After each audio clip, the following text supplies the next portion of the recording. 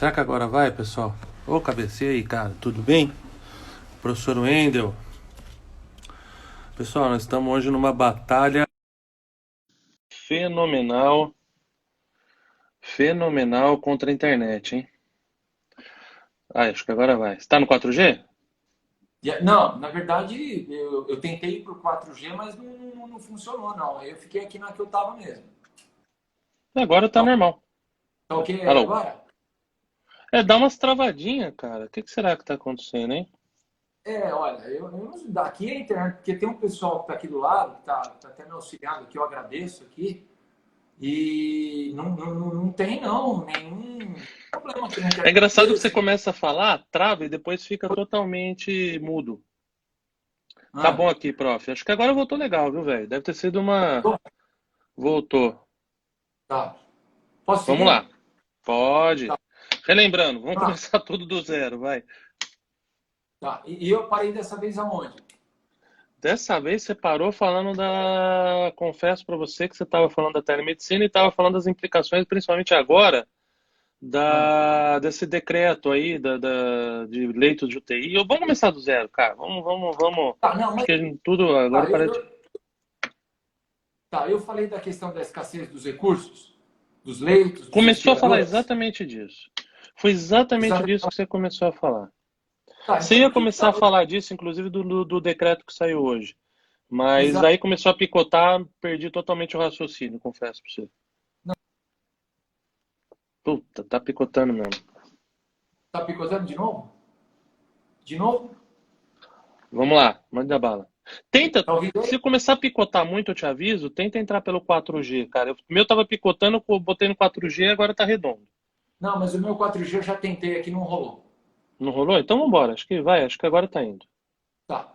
E aí, Arthur, o que eu dizia é o seguinte: na medida em que hoje a gente teve essa notícia de que haverá necessidade de um protocolo para que os médicos possam fazer a escolha de quem usará os leitos e os respiradores na escassez desses recursos, a verdade é a seguinte: o que eu pude notar a partir dessa informação de hoje de manhã é que se formou uma nova pandemia, não é?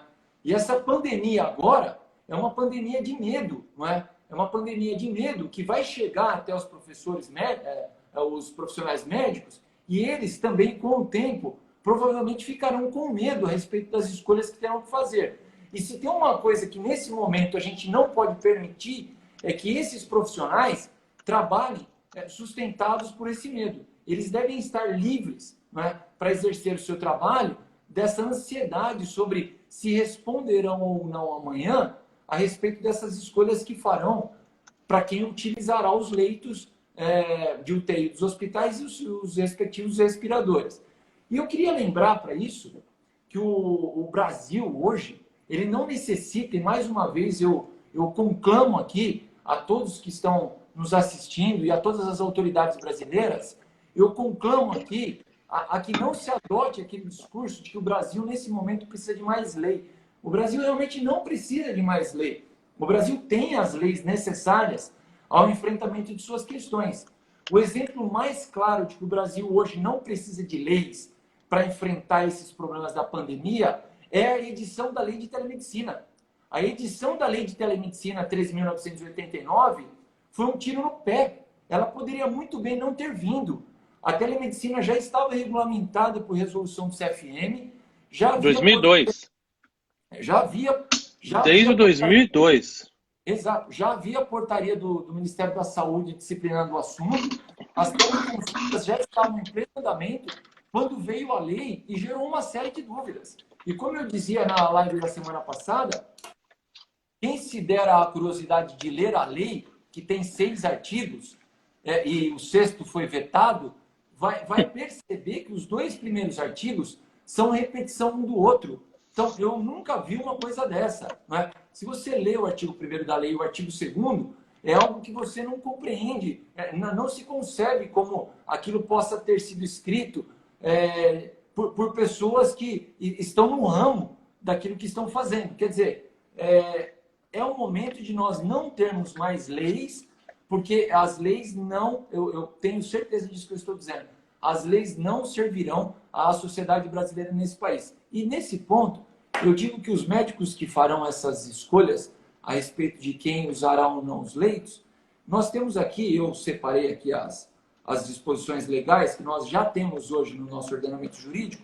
O Código Civil, no artigo 188, inciso 1º, por exemplo, prevê o exercício regular de um direito reconhecido. Ora, se o médico tiver que fazer a escolha sobre quem usará um leito, na possibilidade de ter 2 ou mais pacientes precisando daquele leito, ele está exercendo um direito regularmente reconhecido à profissão médica. E o Código Penal, no artigo 23, inciso 3º, prevê também que o estrito cumprimento de um dever legal e o exercício regular de um direito, mais uma vez, afastam a ilicitude da conduta do doutor médico. Portanto, Arthur, a mensagem que eu quero dizer aqui no início dessa nossa conversa, a mensagem que eu quero deixar é que os profissionais médicos, os doutores médicos que estão atendendo, para que eles trabalhem com uma certa carga de tranquilidade, não a tranquilidade da medicina, da técnica medicinal. É evidente que isso tá fervendo na mão deles. O que eu estou querendo dizer é, o direito fornece a esses profissionais instrumentos legais suficientes para que eles tenham as suas condutas amparadas nesse momento. Essa era uma primeira mensagem que eu queria dizer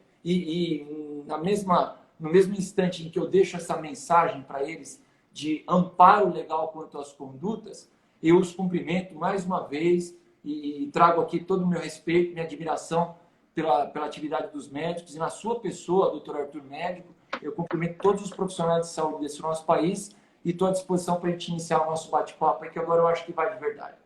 Legal, pessoal. Vocês viram aí, a gente já. Só que você está infringindo aí uma combinação nossa, hein? Você usou o prenome. Se for assim, você é obrigado a te chamar de Vossa Excelência no meio da nossa conversa aqui. Eu não estou afim de ficar te chamando de Excelência, hein? A Você, gente meu conhece há irmão, algum tempo, mas também não vou falar o apelido que você tem, né? Então vamos te chamar só pelo Wendel, pelo nome. Eu acho que a gente já está de bom tamanho. Você falou agora uma coisa muito interessante. Eu vou fugir do nosso protocolinho aqui que a gente discutiu, porque uma live desse tamanho de conteúdo não dá para ser de cabeça. Então a gente passou a tarde combinando aí os temas, discutindo o que é melhor, o que não é melhor. A gente discutia, inclusive, a nossa maior angústia se vai dar tempo ou não. Só para te falar, agora tá legal o som, tá? Então tá indo bem. Você falou agora da questão do medo do médico de trabalhar, do medo do médico atuar nesse momento aí. A gente falou semana passada do ponto de vista médico aí com a minha colega psiquiatra, a doutora Carla, da necessidade do médico se encarar como um herói. Falar, puxa, eu sou um herói, eu vejo nos memes que o Superman me faz reverência, então eu tenho que ser um herói. Mas eu acho, peraí que eu fiz uma besteira aqui. Bom, eu acho que o meu principal medo, pensando como médico, eu já recebi um monte de pergunta disso, é de responder pela omissão de socorro. O que é isso? Eu tenho medo do Covid, eu não vou atuar com Covid, eu tenho medo de ser responsabilizado civilmente, mas eu tenho também o medo de ser responsabilizado penalmente com o 135, da omissão de socorro.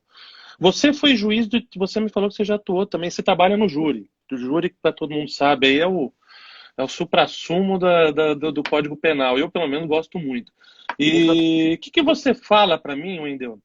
Vou te chamar de Wendel, já falei que eu não vou te chamar pelo prenome. O que você fala para mim do 135, do crime de omissão de socorro aí? O que você pensa? O médico, daqui a pouco a gente entra na responsabilidade civil, que é o que eu amo e você também ama. Vamos falar só um pouquinho da omissão de socorro. Você acha que é possível ser encarado como uma omissão de socorro, tirando aqueles casos fáticos de omissão de socorro, obviamente. Nós estamos falando da época de pandemia. O que você pensa disso? olha, o que eu penso é o seguinte, o médico, o 135, eu já busquei ele aqui na hora. Deixar de prestar assistência quando possível fazê-lo, não é?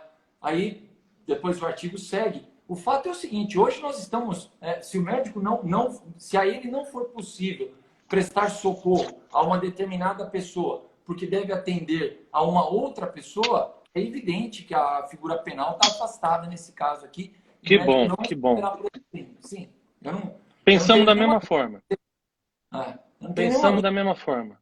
Eu acho que o caput do artigo aí já fala tudo. Eu acho que não adianta nada você ser um bombeiro e entrar num prédio em chama, tentar resgatar, morre você e morre quem você tentar resgatar. O médico é a mesma coisa. E isso a gente já linka na questão do IPI.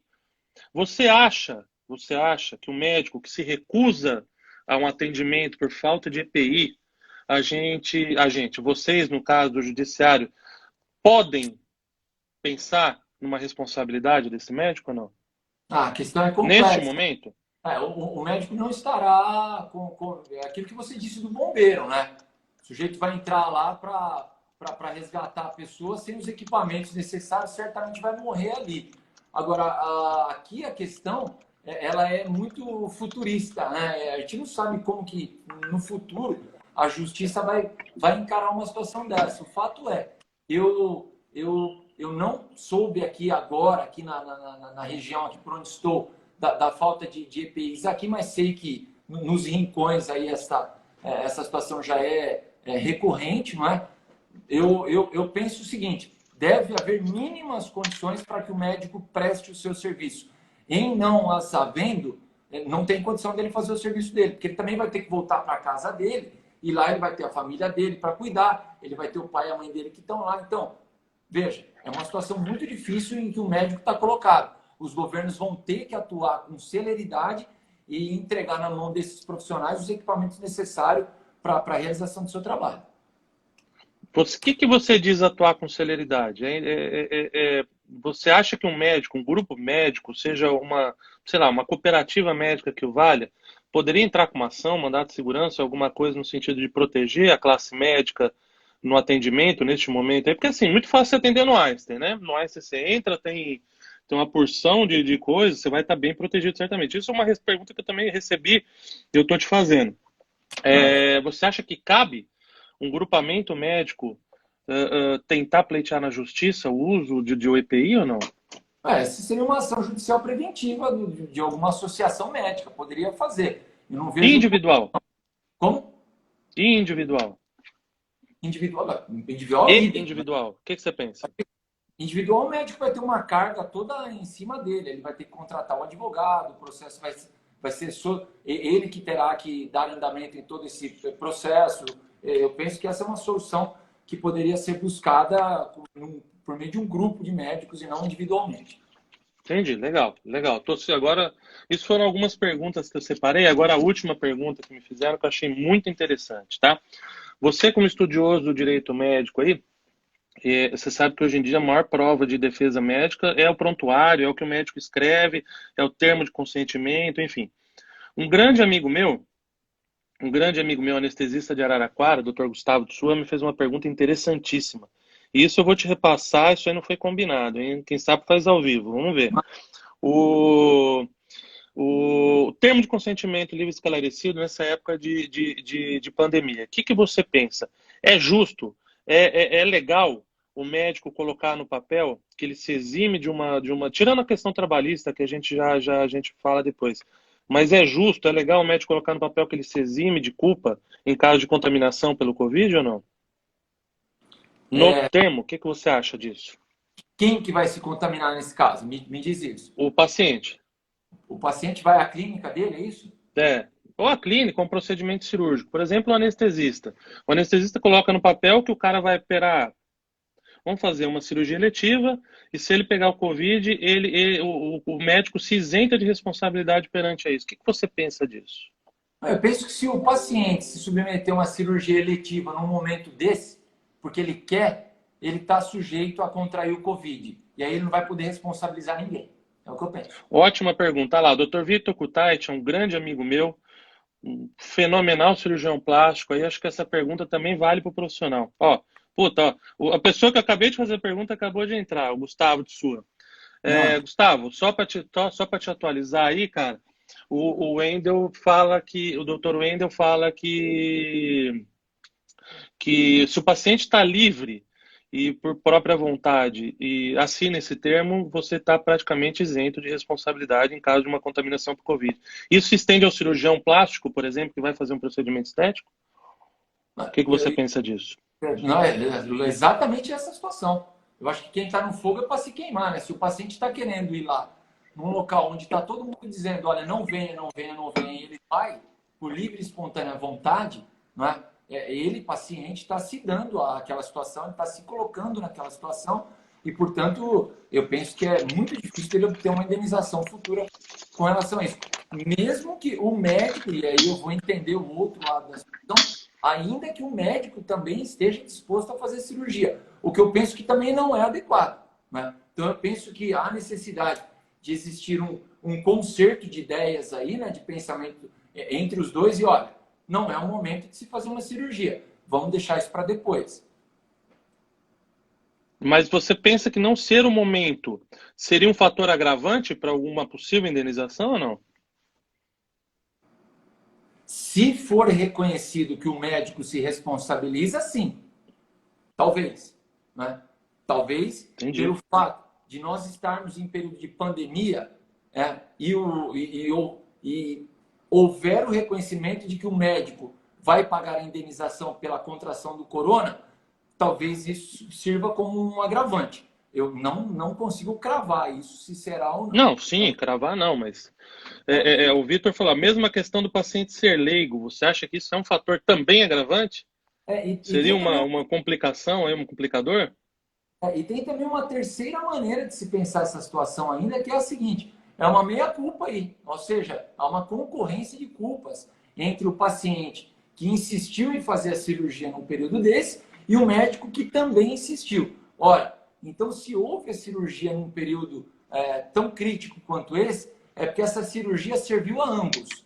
O paciente Uhum. fez o procedimento que queria e o médico oferiu a renda que pretendia com aquele procedimento. Portanto, se existir alguma ação indenizatória, haverá aí a possibilidade de reconhecimento de culpa concorrente entre a denominada vítima, nesse caso, e o causador do médico, se é que se pode dizer causador do médico, o doutor que operou a vítima ou paciente. Ó, o João Camargo, aí, meu grande amigo ortopedista, um abraço forte para ele, fez uma pergunta que eu acho que é boa. Mas a conduta não é médica? Não caberia ao médico orientar e insistir na postergação? Ô, João, vou dar um pitaquinho aí do Wendel, se o Wendel me permitir. Aí depende. Aí depende muito. Como tudo no direito, depende. Tem cirurgia eletiva e tem cirurgia de urgência. Vamos pular a cirurgia de urgência. Dentro da cirurgia eletiva, tem as cirurgias que demandam tempo. Sei lá, uma cirurgia de correção de manguito rotador que o cara não mexe o braço. É diferente de uma cirurgia de plástica de aumento de volume de mama. Então, eu penso que é muito diferente aí. Então, insistir na postergação, conduta, não caberia o médico orientar. Eu penso que sim, eu penso que sim. Eu acho que caberia o médico insistir, mas entra naquilo que o Wendel falou. Olha o que o doutor Kutait está dizendo aqui. E como que vai Cadê? comprovar que o sujeito contraiu o coronavírus ali naquele procedimento médico? Então, Como que vai ficar a questão do nexo causal? Ou seja, a gente sabe que sem nexo causal não tem responsabilidade civil. Né? isso. Conduta, dano, né? E nexo causal, entre dano e conduta. Se É o você não triângulo. mostrar isso, como que você vai conferir uma indenização para aquele paciente contra aquele médico? Eu realmente não entendo como que se possa fazer isso.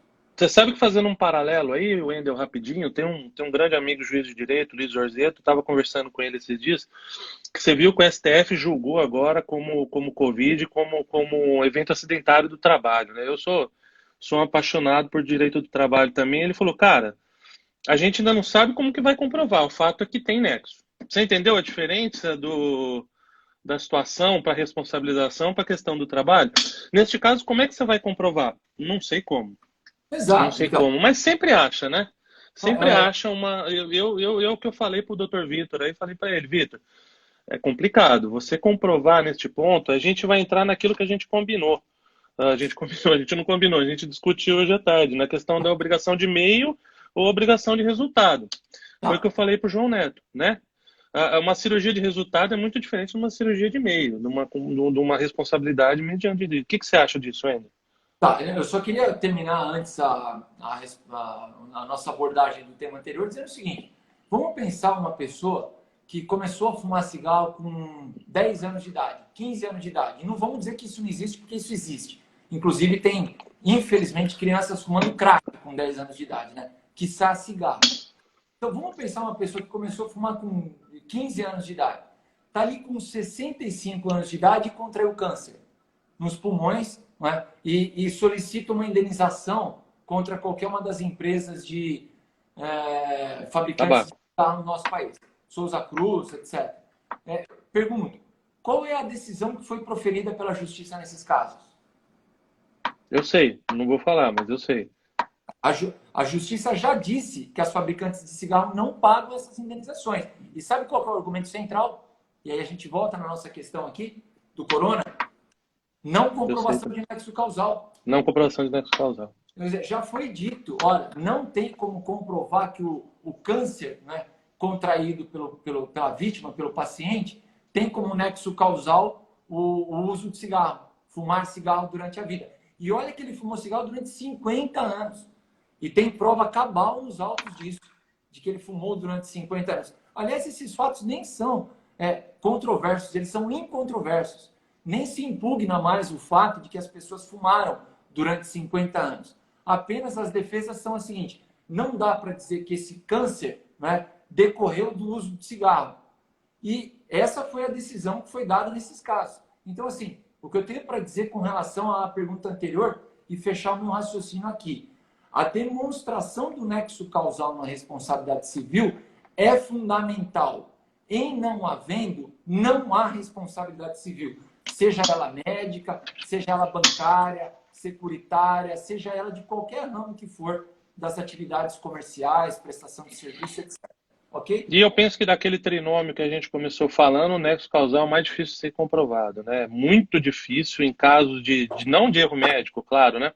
Mas num caso subjetivo como esse aí, você comprovar o nexo causal demanda muita prova. Pensando ainda na responsabilidade civil médica, que é subjetiva na grande maioria dos casos, concorda ou não? Não, eu concordo. Eu concordo. E aí a gente tem assunto para mais de hora, né?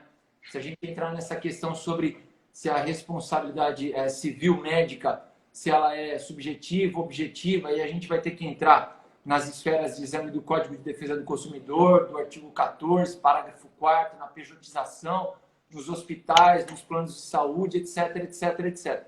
O que eu posso dizer, Arthur, aqui, para a gente não tornar isso aqui enfadonho e muito alongado, é a responsabilidade civil decorrente do erro médico, tá? Decorrente do erro médico, tá? Na sua imensa maioria, tá? Vai ser apurada com base na constatação sobre se houve ou não a falha médica.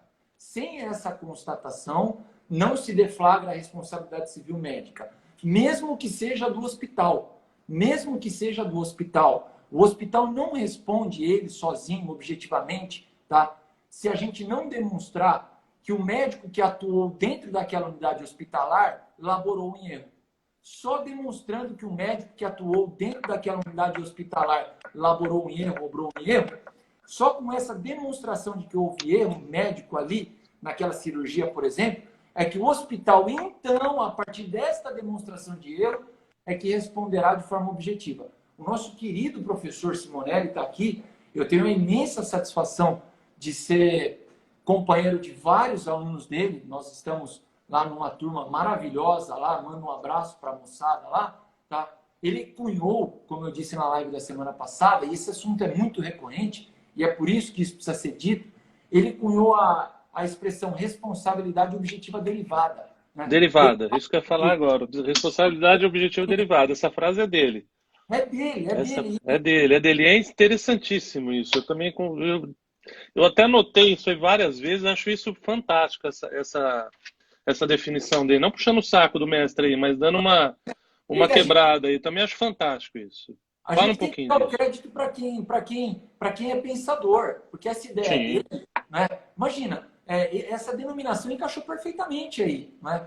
E quer dizer, ele parou, examinou a jurisprudência do STJ, que é tranquila hoje nesse sentido. Tranquila, quer dizer, o tribunal último brasileiro que examina essas questões hoje no nosso país tem um posicionamento que é absolutamente tranquilo com relação ao tema. Ou seja, o hospital só responde a partir da comprovação do erro médico, quando a gente está tratando de responsabilidade médica propriamente dita, não é?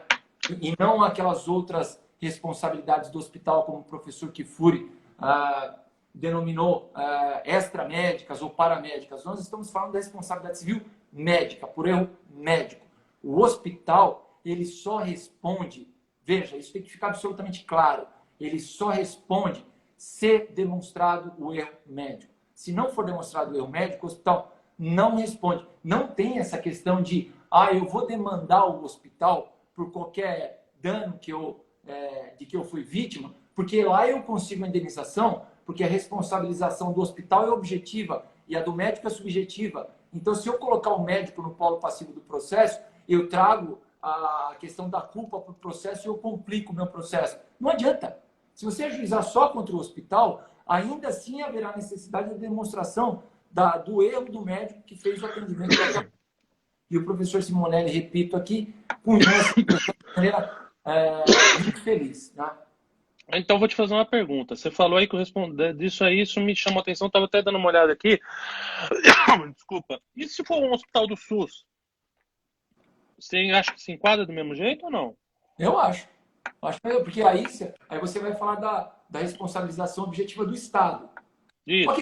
Ok, mas você não pode... Porque quando o serviço é particular, fica bem claro isso para mim. Que é um serviço, você falou que entra na esfera do CDC e tudo mais. Mas pensando no hospital do SUS, na esfera do direito administrativo, você acha que se enquadra do mesmo jeito? Você teria que provar o nexo causal, tudo mais, para você acionar o SUS, o Estado ou não? Eu acho que se enquadra da mesma forma, e eu vou além, Arthur, eu vou além. Eu acho que a gente não pode fazer a diferenciação dos serviços prestados pelo Estado dos serviços prestados pelas unidades particulares. Sabe por quê? E aí você ajuizar uma ação não. estatal Travou. do que você faria com relação a um hospital particular. Sabe por quê? Porque fica parecendo que contra o Estado é contra ninguém. Só que não é. Contra o Estado, a ação é dirigida contra todos nós. Essa é a verdade. A ação, quando ingressa contra o Estado, ela é uma ação que ela é dirigida contra todo o povo brasileiro. Não é? Então, se ela entra contra a Fazenda Pública Estadual, essa ação está sendo ajuizada contra todos os cidadãos do nosso estado de São Paulo. Você me permita, agora você pingou a bola para mim, você vai me dar agora manda bala. Eu estou com ela aqui ao meu lado, que não me abandona nunca. Eu sou um empolgado com o estado de São Paulo, adoro o nosso estado aqui, carrego isso aqui para onde eu vou. Servi o estado aí para tudo quanto é comarca do interior, conheço bem aí a nossa Alta Paulista, Vale do Ribeira, a Grande São Paulo, interior. Graças a Deus eu tenho essa experiência. E eu penso assim, o Estado brasileiro, né, ele não pode ser vítima desse tipo de pensamento. Não. E é por isso que nós temos, defendendo o Estado brasileiro, grandes bacharéis que são os nossos procuradores. Procuradores municipais, procuradores estaduais e, na esfera federal, os advogados da União, né, que fazem um serviço primoroso de defesa dessas unidades. Né?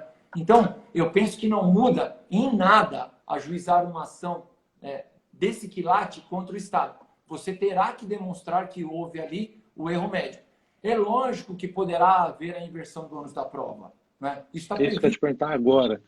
Eu estava molhando o beiço para te falar sobre a inversão do ônus da prova. O que você acha disso? Então, aí a questão é a seguinte, não é... Né, o fato de eu estar dizendo que haverá necessidade da demonstração do erro médico não significa que é o autor da demanda que vai ter que demonstrar o erro médico.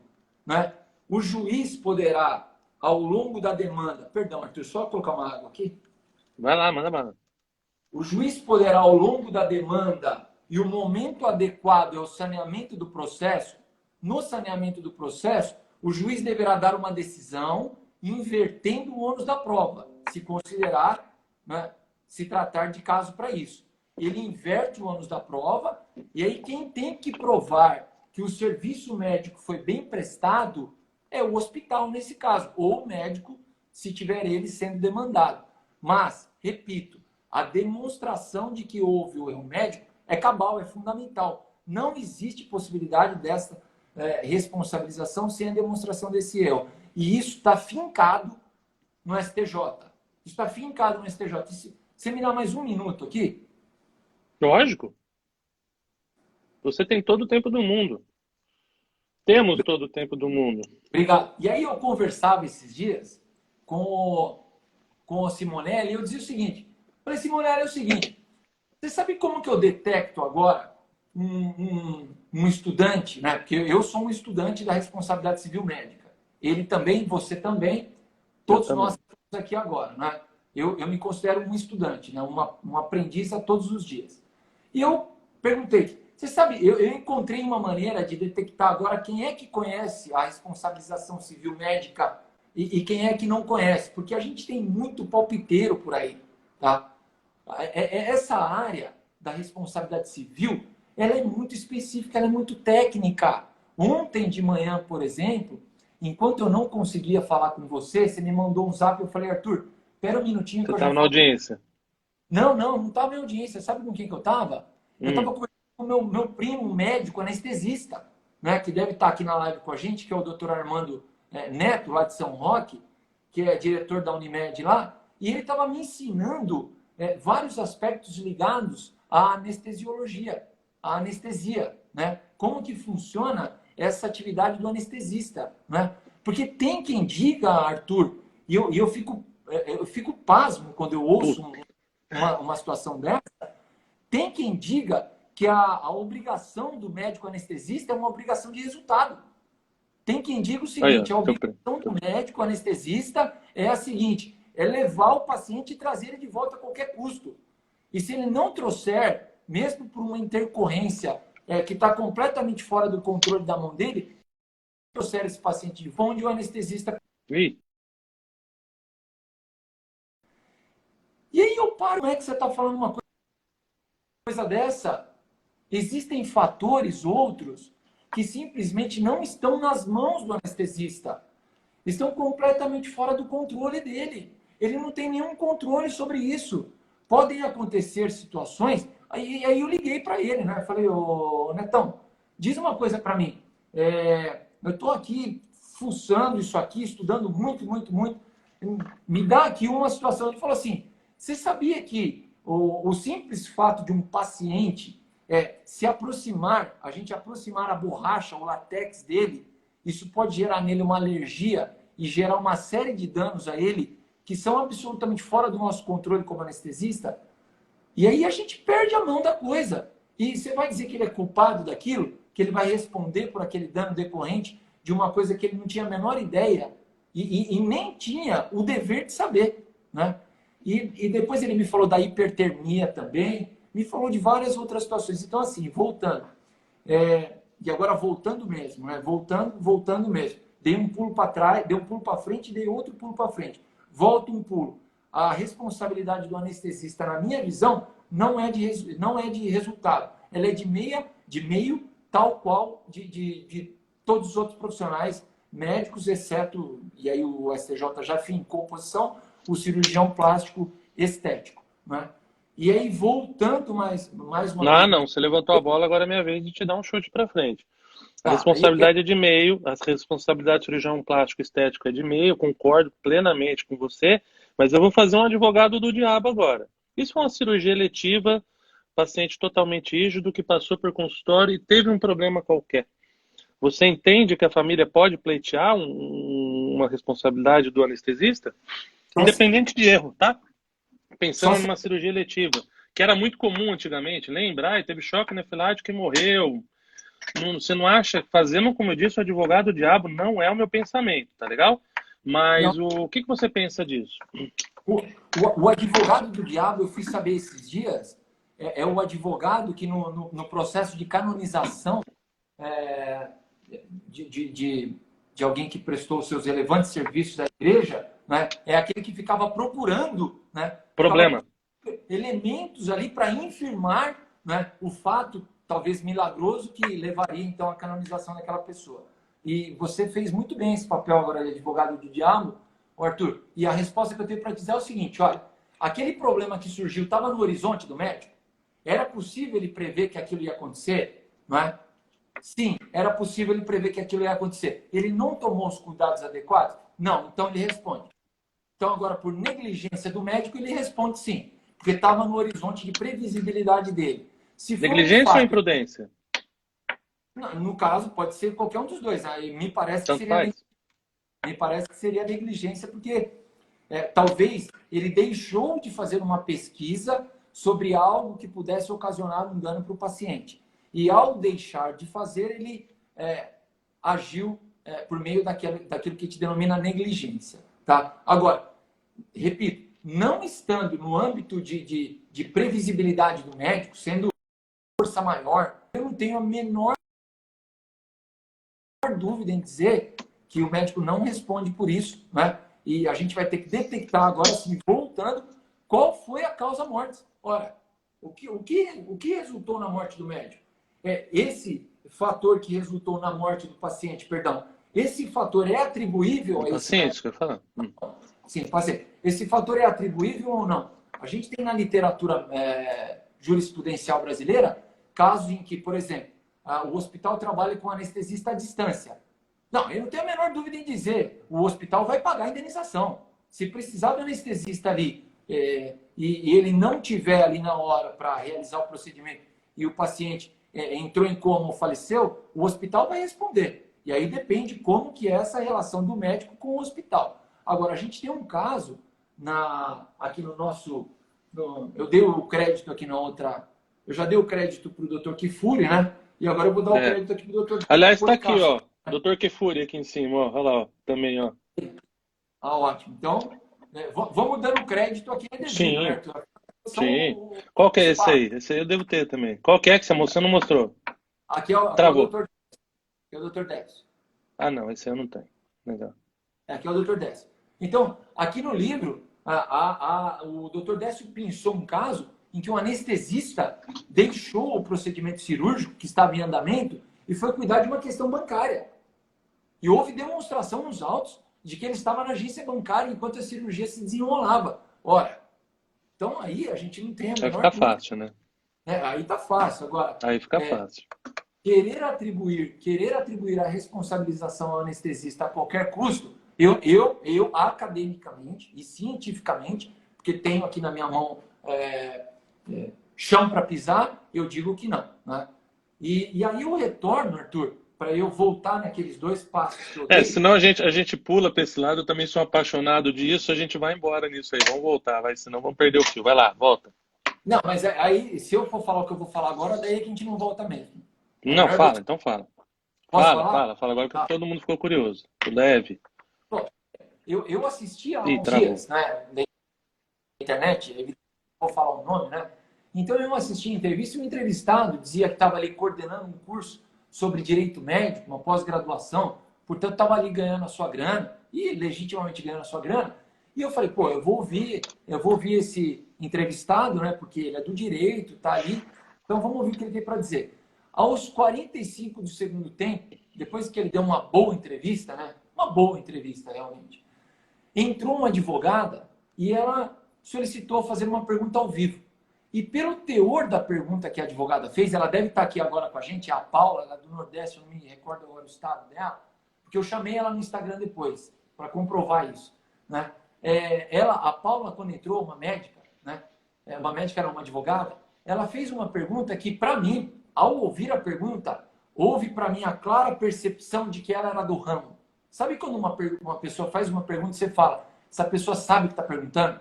Porque a pessoa não precisa dizer alguma coisa para demonstrar que sabe. Pela pergunta dela, ela já demonstra que sabe tudo.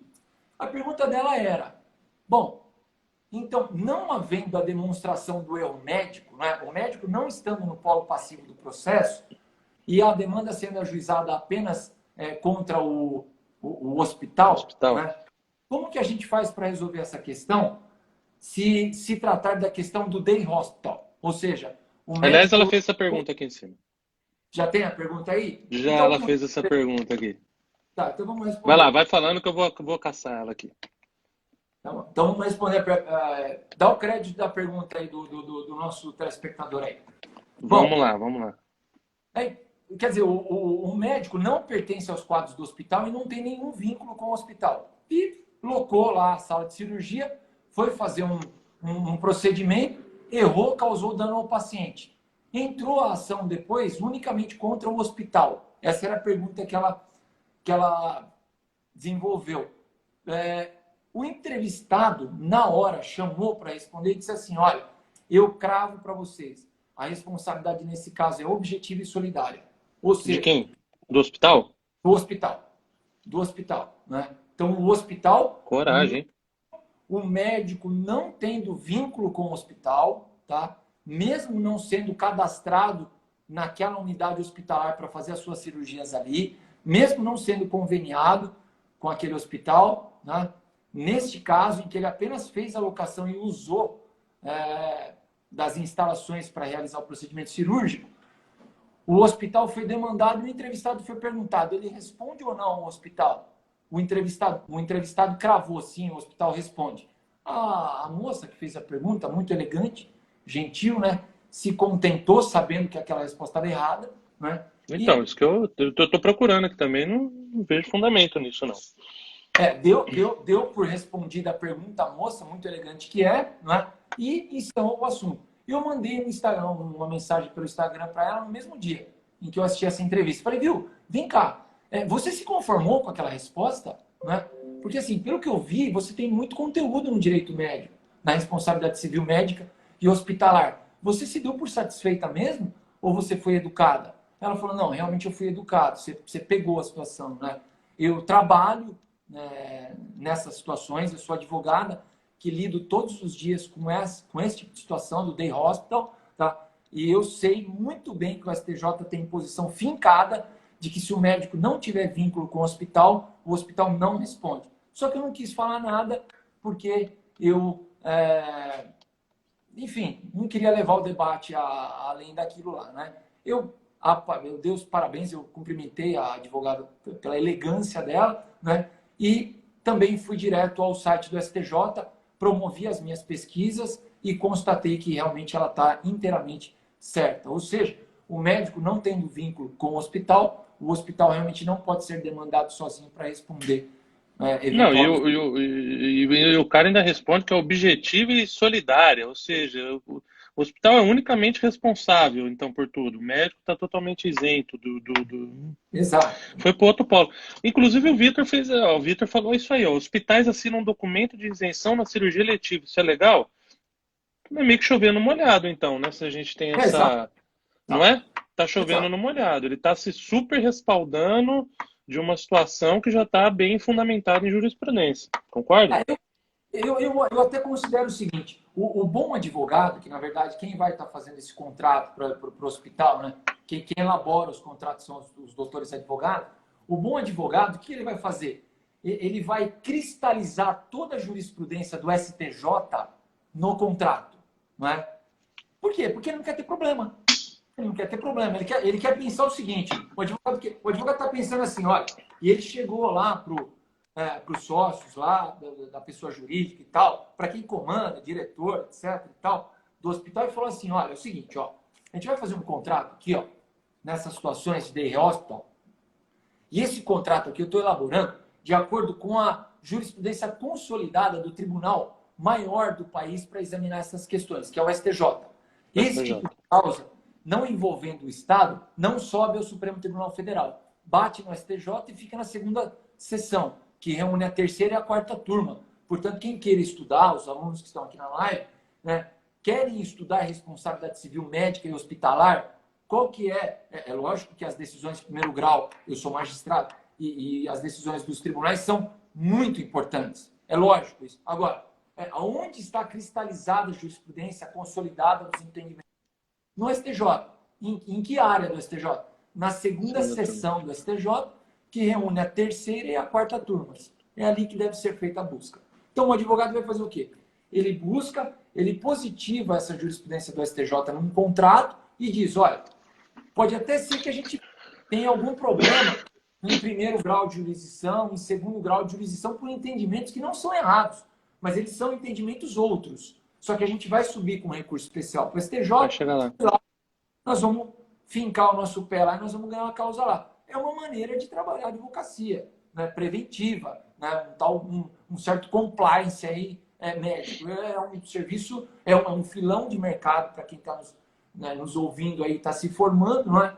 E, olha, tá aí para... A gente sabe da dificuldade que é tratar com o direito médico. Sim, sim, sendo. Falando, você me falou de erro, muita coisa está me passando na cabeça aqui. Você está falando, eu estou pensando um pouco. Eu voltei sozinho com a minha cabeça aqui. Do erro, o erro médico. Ah, pensando numa responsabilidade subjetiva do médico. Para quem que prova? Para quem que cabe? E como que você pensa em fazer a prova do direito do erro médico? Como que Tá. vocês pensam nisso? Quem que cabe? Enfim, como se faz essa prova do direito médico? Pensando nessa subjetividade da questão. Bom, a questão aí é certeira, né? Quem vai fazer a prova desse erro médico é o perito, né? Médico, perito nomeado pelo magistrado, né? As partes terão a oportunidade de indicar os seus assistentes, o trabalho todo vai ser feito por meio da assistência das partes, então o autor e o réu do processo terão a oportunidade de designar os seus assistentes que poderão fazer os seus quesitos, que são as suas perguntas designadas, dirigidas ao médico nomeado pelo juiz. O médico nomeado pelo juiz, o perito judicial, vai elaborar o seu laudo, não é? E esse laudo, isso é importante que se diga, Arthur, esse laudo, veja, o laudo não é a definição do processo. Isso tem que ficar absolutamente claro. Absolutamente claro. O laudo não é a definição do processo. O laudo é uma prova em meio a uma gama de provas, né? Nós temos várias provas. Então, o prontuário médico, né, do paciente é outra prova. Os relatos testemunhais constituem outra prova. Se a vítima estiver viva, o depoimento pessoal dela, vítima, também servirá como prova. O depoimento pessoal do médico também servirá como prova. Portanto, essa prova ela é complexa. Quando a gente diz complexa, a gente está querendo dizer que é uma gama de fatores probatórios, não é? Mas a gente é obrigado a reconhecer que o laudo pericial ele a prova, vamos dizer assim, maior. Não que ele deverá ser necessariamente acolhido pelo magistrado. Inclusive, a literatura jurisprudencial, mais uma vez, é farta em decisões, inclusive do STJ, afastando a conclusão médica, né? Afastando a conclusão médica por fatores probatórios outros, acolhendo outros elementos de prova em detrimento do laudo pericial médico, né? Wendel, posso fazer uma pergunta, interromper rapidinho, pegar esse filão para não perder o raciocínio? O livre convencimento do juiz entra como prova ou não? Para afastar um laudo médico, por exemplo? Sim, o livre convencimento do juiz é uma técnica, né? Sim, uma técnica, não como uma prova, desculpa, me expressei errado, mas entraria como uma prova para afastar esse laudo? Não... Por isso que o Vitor até fez a pergunta. Pode o desembargador ignorar a perícia? Pode. Tá dada a resposta. Pode. Já respondi o Dr. Vitor já. É o Dr. Vitor Cutari? É ele mesmo. Ah, tá. Um abraço aí. É uma satisfação tê-lo aqui conosco. Sim. Exatamente isso. É pelo livre convencimento do juiz, né? Se ele achar que aquela prova não foi o suficiente para ele se convencer, ele pode demandar outro tipo de prova. Por exemplo, ele fazer perícia. Arthur, ou não? Eu não quero ser indelicado com as demais pessoas, mas eu preciso necessariamente mandar um beijo para minha amiga, a Fezinha, a Maria Fernanda, magistrada que trabalha do meu concurso, que trabalhou comigo a vida inteira, para tudo quanto é lugar. Então, um beijo, muito bem-vinda. É um prazer ter você. Muito obrigado aí pela audiência, né? Vamos dizer assim. Mas o perito é técnico do processo. Aí, ó. Qual que é a pergunta que o doutor fez? Mas se o perito é o técnico do processo, ele está falando da questão do laudo ser não ignorado, mas não ser levado em conta pelo desembargador, numa segunda instância. Provavelmente foi um laudo, acredito eu, não sei. Obrigado pelo abraço. Igual vocês. Eu acredito eu não sei como é que é esse caso do Vitor aí, mas eu penso que ele provavelmente, o juiz da primeira instância deu um parecer X, subiu para segundo, o desembargador deu um parecer Y e ignorou o laudo, seja positivo ou negativo, para qual parte for. Pode, é a mesma coisa, Vitor. É a mesma coisa. O desembargador é um outro juiz, é um juiz que não tem nada a ver. Porque se o desembargador tivesse o mesmo convencimento do juiz da primeira instância, não tinha por que subir o processo, né? Não. Enfim, assim, é bom, Arthur, é bom que os profissionais de medicina, né, a quem eu mais uma vez aqui dirijo os meus cumprimentos, é bom que os profissionais de medicina saibam que a gente não está aqui propondo ideias. Eu não estou aqui fazendo uma análise crítica sobre as decisões. Eu estou simplesmente dizendo o seguinte: a justiça trabalha assim, academicamente, como estudante da responsabilidade civil há 20 anos. Então, você me desculpe a falta de modéstia agora, mas eu tenho mestrado, doutorado e pesquisa nos Estados Unidos sobre isso. A jurisprudência brasileira se pronuncia assim, desse jeito que eu acabei de falar. Não tenho dúvida sobre isso, né? Então, quer dizer, num mundo cheio de dúvidas, tá? Quando há certezas, a gente tem que trabalhar com elas, né? Eu falo isso sempre com meu pai, aqui eu mando um abraço. Pai, a gente não pode levar dúvida onde há certeza. Porque a gente já tem tanto problema para resolver, que se a gente ficar gerando mais problema por meio das dúvidas, a gente deixa todo mundo maluco. Então, essa é a hora da gente, nós que conhecemos direito, né, nessa seara que está sendo requisitada hoje, essa é a hora da gente chegar e falar assim, olha, pessoal, é assim, e não é assado. E não adianta falar que tem dúvida, não adianta também ficar com discussões sobre sexo dos anjos. Você vê que aqui eu não estou falando sobre direito canônico, eu não estou falando sobre direito português, apesar de gostar, eu não estou falando sobre direito alemão, europeu. Eu falei o que é da jurisprudência nacional, ou seja, se acontecer algum problema hoje dentro de algum hospital, esse problema será definido com base nestas posturas que eu acabei de dizer, e não outras. Me desculpe, eu não quero ser o dono da razão. Só que assim, as coisas são assim. Exemplo, e voltando na questão, o laudo pericial, ele pode ser afastado pela justiça. E o STJ já fez isso N vezes. Portanto, quem for laborar com esta situação, saiba, eu estou contratando um perito que vai dar uma assistência ao perito nomeado pelo juiz. Tá? Se a conclusão do perito nomeado pelo juiz será favorável a mim ou não, é um passo para eu ser vencedor ou não na ação, mas não é definitivo. Pode ser que o juiz não acolha aquela perícia. Faz parte do jogo. É assim que se trabalha. Ponto. É isso aí. Eu penso assim, tem hora que dá um pouquinho de raiva, né? Você fala, puta, mas eu fundamentei tão bem fundamentado e sorry, né? O que você falou faz parte do jogo. Fez uma pergunta aqui, estou procurando, sobre a especialidade do perito. Pode um perito não ser especializado na área de interesse de ação? Pode, desde que ele seja o único perito da situação. Se tiver um perito especializado, obviamente vai se dar preferência para o perito especializado. Estou correto, doutor Wayne? Se não tiver ninguém para fazer e tiver um perito, infelizmente ele vai ter que atuar nessa área mesmo não sendo a especialidade dele. E não incorre em erro de imperícia, por não conhecimento técnico fundamentado total, uma vez que ele foi nomeado pelo juiz para fazer essa perícia. Estou falando besteira, Torino, ou não? Tá, só um detalhe, não, está perfeitamente claro. Eu não vou nem voltar porque você já definiu a questão. Só um detalhe. Está proibida fazer perícia online, tá? Está proibido, não é para fazer. Tá? Então, a lei de medicina não permite a realização de perícia online. Não permite. Seja ela em qual âmbito que for, façam... tá? Previdenciário, trabalhista, civil, sei lá, grafotécnico, o que for, isso é proibido. Isso é importante falar, exatamente. Não vale. Não vale. O resultado todo, eu pode seguir. Pessoalmente, uma opinião pessoal, aí eu sou contra. Eu acho que para perícia online não teria problema algum. Eu penso que seja um ato médico, puxando a sardinha um pouco pro médico aí, eu penso que é um ato médico como outro qualquer e poderia muito bem ser enquadrado numa telemedicina. Mas quem sou eu na fila do pão aí para ter uma opinião perante essa consolidação aí? Eu penso que é um erro. Eu penso que poderia sim ser liberada a perícia em âmbito de telemedicina. But não está, é proibido. Tá. Não é que não é indicado. Exato. Arthur, eu posso ler um trechinho que eu trouxe aqui do Genival Veloso, que é o pai da matéria? Opa, Genival Veloso de França. Hoje eu estava com isso, ele mesmo. Então, ele diz assim, a telemedicina, então aqui a gente vai entrar no âmbito da telemedicina.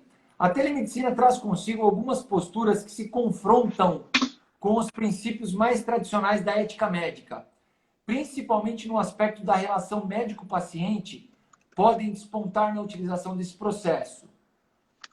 Pois a telemedicina, suprime o momento mais eloquente do ato médico, que é a interação física do exame clínico entre o profissional e o paciente. Nós estamos dizendo aqui, eu repito, né? Eu sei que o pessoal aí conhece o doutor Genival, tá? Mas nós estamos dizendo aqui do pai da matéria, tá? Aquele que começou, tá? E ele está dizendo aqui, olha, cuidado na hora da prática da telemedicina, né?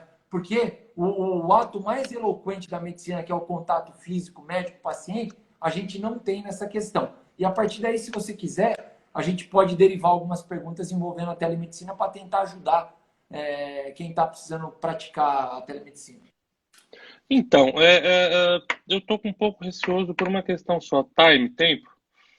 A gente tem poucos minutos ainda. Eu acho que se a gente pode ir falando até a hora que der a hora de cair. Eu não sei se o pessoal está cansado, não está cansado. Até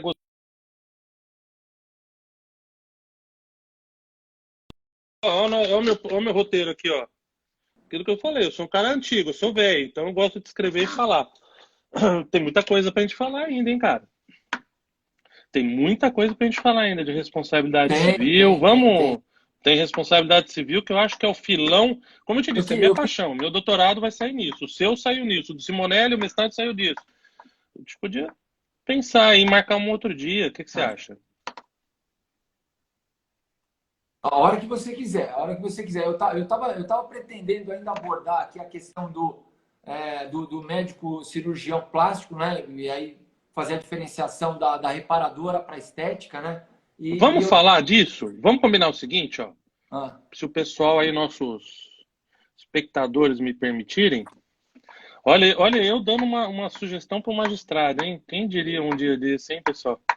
Hoje é um dia de glória pro médico. Aí, turma médica, estamos mandando no juizado aí. Pelo menos uma vez a gente deu nosso recado. Assim deixa ninguém cansado. Eu também confesso que por mim eu ficava, mas o pessoal já está meio que reclamando aqui. O que você acha? Vamos esgotar essa. Vamos falar um pouco disso até acabar? A gente faz uma live de telemedicina e responsabilidade civil de novo. Quando? Tá, deixa a telemedicina para depois, então agora nós vamos... É melhor, porque se a gente entrar vai cair, cara. Eu não sei quanto tempo tem mais, porque a gente caiu e voltou, deve ter tipo 5, 4 minutos. E telemedicina, se a gente bater, e responsabilidade civil, então. Nós dois somos apaixonados, nós vamos ficar falando disso até amanhã. Tá, bom, aí a gente pode enveredar por onde você quiser, da responsabilidade civil médica e da questão de cirurgia, dos médicos que fazem cirurgias. E a gente entra pela cirurgia plástica, estética, que é a única que eu dizia que eu... Assim, vamos envereda um pouquinho nesse assunto aí, aproveitar que o Vitor está aqui. E depois, quando faltar tipo 2 minutos, eu te aviso, a gente despede do pessoal e marca de novo.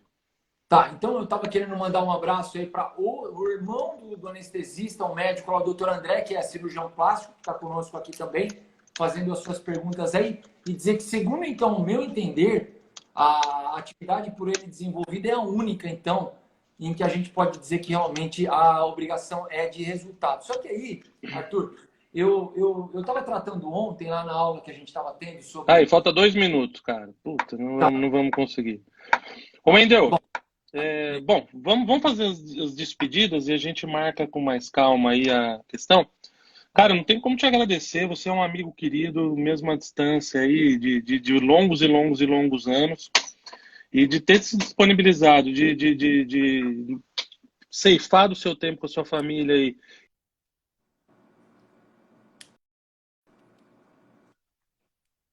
Que você tem, que é quase infinito nessa parte aí, já me deixa cheio de felicidade. Muito obrigado. Mas isso é um muito obrigado, não. Até breve. E a gente vai se falando em off, você aí, a gente vai marcar uma data para a gente falar da responsabilidade civil muito mais aprofundada, e nós vamos falar para cirurgião plástico, anestesista, dermato estético, enfim, se você topar, obviamente. Olha, eu mais uma vez mandando no juiz, hein, pessoal? Se você topar, para a gente fazer um segundo tempo aí, para a gente entrar muito mais nisso. E fugir um pouquinho de Covid, vamos falar de coisa mais legal, vamos falar de responsabilidade. O que você acha? Não, já está topado. Posso fazer minha despedida aí? Rápido, vou te falando, tem 45 segundos.